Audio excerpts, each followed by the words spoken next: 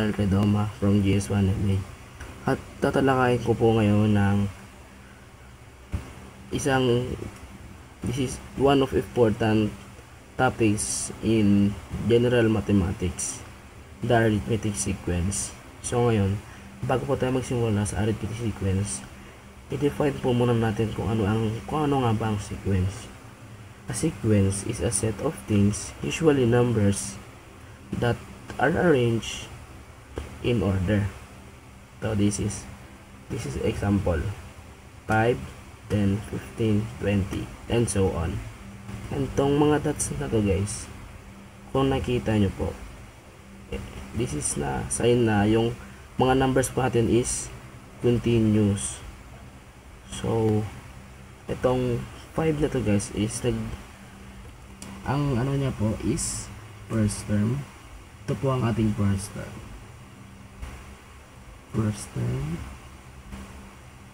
Then po itong 10 natin is second term.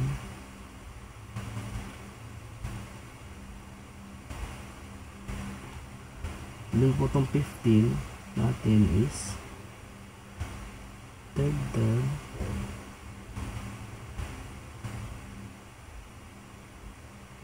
And yung 20 po natin is fourth term. Yan. So, punta na po tayo sa arithmetic sequence. Ano nga ba ang arithmetic sequence? Arithmetic sequence, an arithmetic is a sequence of numbers which increase or decrease by a constant amount each term. So, ito po ang kanyang formula. Ito po ang formula ng arithmetic sequence. A sub n equals a sub 1 plus quantity n minus 1 times d. So, pag sinabi pong a1, ito po is the first term of arithmetic sequence. Ito po yung first term. Pag sinabi naman pong n, nag-indicate po sa number of terms in a sequence. Then, yun din naman po is common difference kung ano po natin. Ito po ay distance of term per sequence. So, dito po, meron po tayong examples. So, i-verify lang po natin kung ito ba ay arithmetic sequence. So, ang una po natin gagawin dyan is ang number 1 po natin is increasing.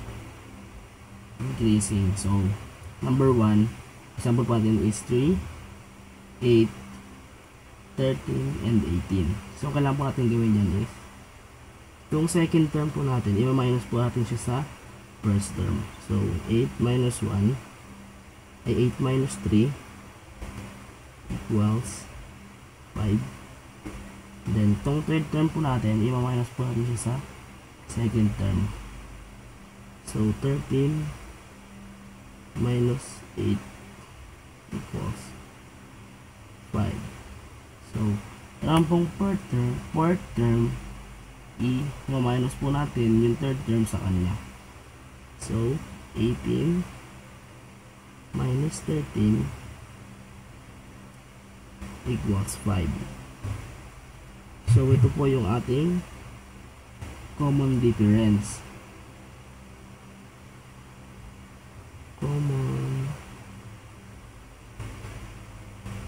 difference.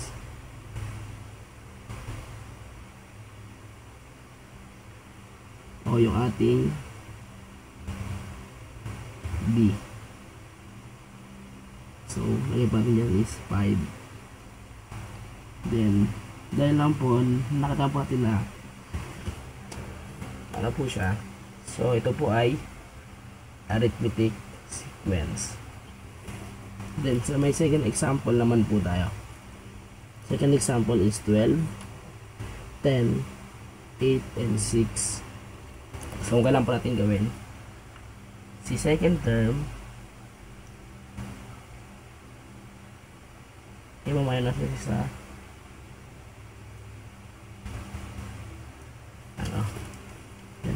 minus po natin siya dito kay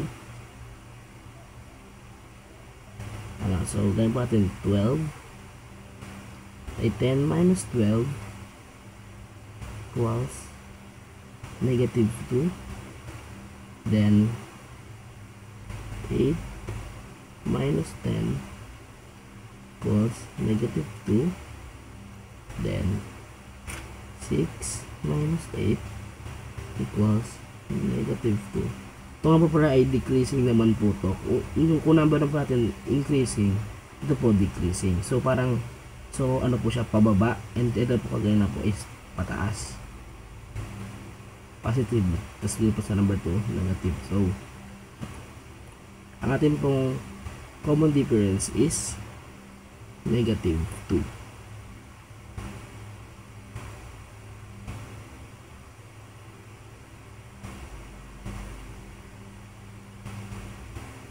Is 2.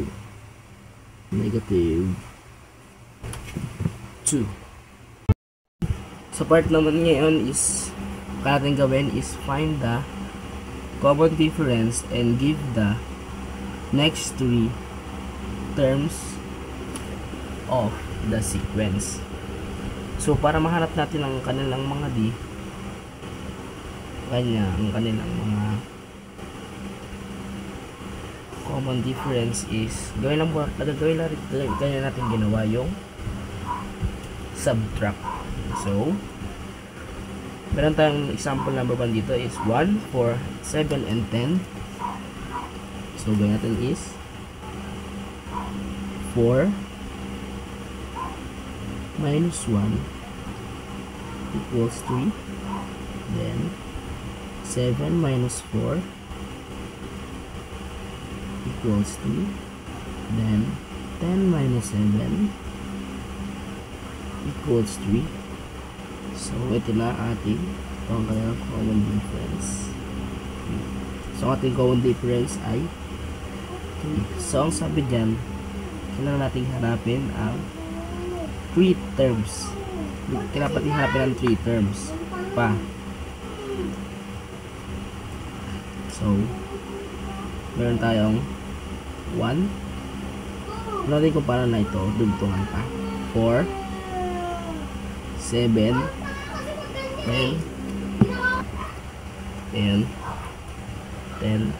then plus 3, 13, plus 3, 16, then plus 3, 19. So ang ating 3 terms ay 13, 16, and 19.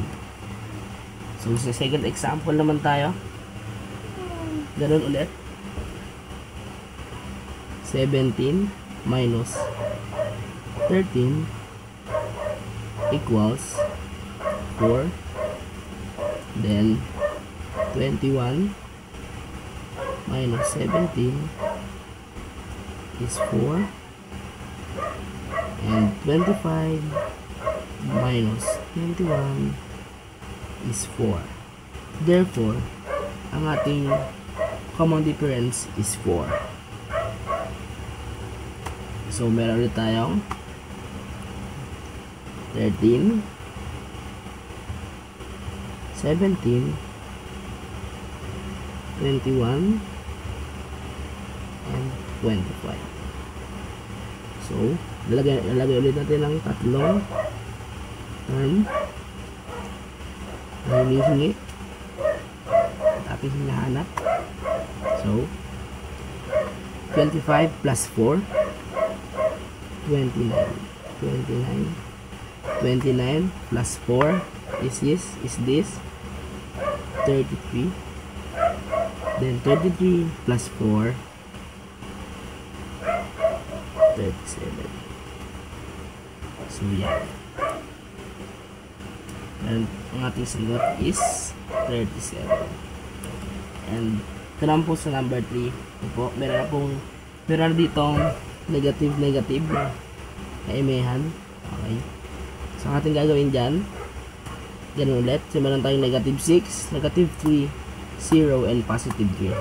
So Ito gagawin, negative 3 minus negative 6 is equal positive 3. So, naman,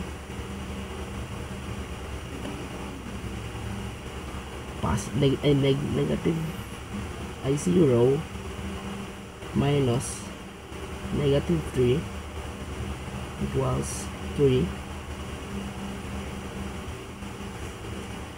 is equal 3.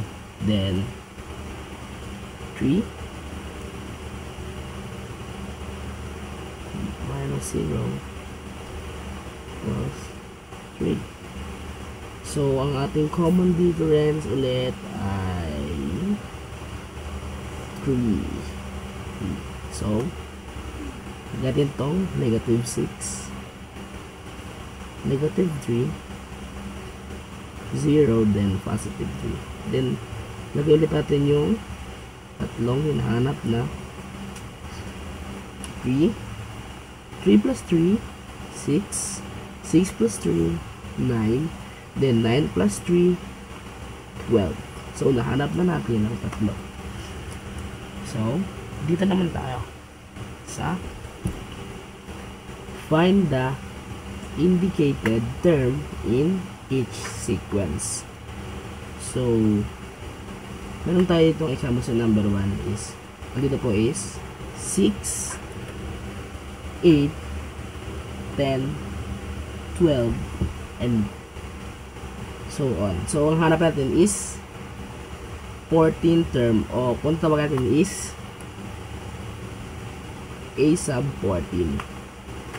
Okay, so ito po ang ating formula na gagamitin sa ating gagawing solutions. Okay, ito pong formula to is napakita ko na po kanina sa video sa unahan ng video. Ito, A sub n equals A sub 1 plus quantity n minus 1 times b.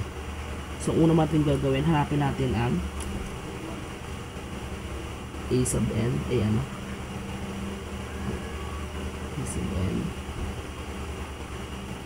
Ayan ating A sub 1. Ano po ating kailangan? A sub 1. And ang ating common difference. So, alam natin hanapin ang A sub 1 natin. Ang ating A sub 1 naman is 6. Yan. Then ang ating n, kung ano ating hinahanap. Ito. 14 term. So, ang ating n ay 14. Ang ating common difference naman, para natin siya makuha. Ganito yung ginawa natin kanina, yung 8 minus 6 is 2. Then, 10 minus 8 is 2. Then, 12 minus 10 is 2. So, ang ating common difference ay 2. So, gamitin natin ang ating formula.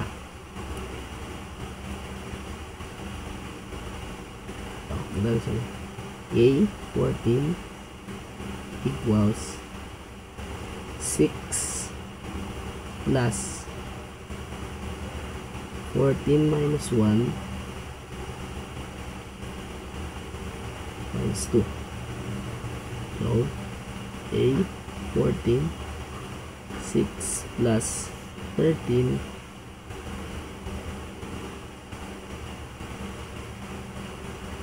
times 2. So, gawin lang natin guys, times 2. And sa A 14 6 plus 26. So, A 14 equals, so gagawin natin, pagbabasin na natin ito guys, 32.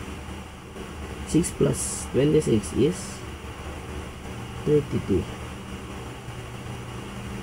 Kung gusto nyo ma-check guys, yun lahat kung tama yung sagot nyo, pwede yung gawin is, gawin nyo yung ginawa natin, gano'n yung ganito po, ganito. Ang ating A14 ay 32. Yan. Then, ito po ang ating example na isa. 14 minus 9 equals 5.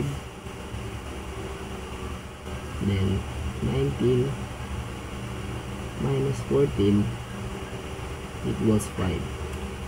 Then 24 minus 19 equals 5. So, go hanapin po ito ng ating A sub 1, A sub 1, ang ating N, at ang ating common difference. Nahanap na po natin ang ating common difference dahil sinolve ko po ito. Ito po ang ating common difference. Ating common difference ay 5, ang ating N ay 10, at ang ating A sub 1 is 9. So, magsusolve na po ulit tayo.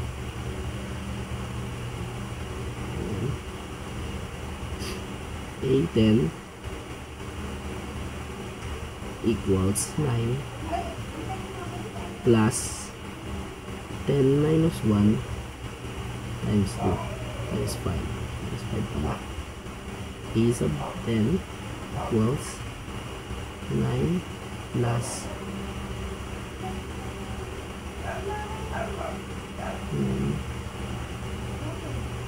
9 plus 9 times 2. And guys, times 2 natin siya. A10 9 plus 9 times 2 ay 9 times 5 is 45. Yan. So, A10 equals 9 plus 45 is equal 54. So, ayan ang ating final answer. Ang ating A10 is 54. Kung gusto nyo nga po tagang ma-check ang inyong sagot, pwede pong gawin ng gantong paraan para ma-check nyo kung tama po bang inyong sagot, or gumamit po kayo ng calculator para malaman nyo ang tamang sagot. Yan. Maraming salamat po sa pagkinig. Sa huli natin pagkikita. Paalam!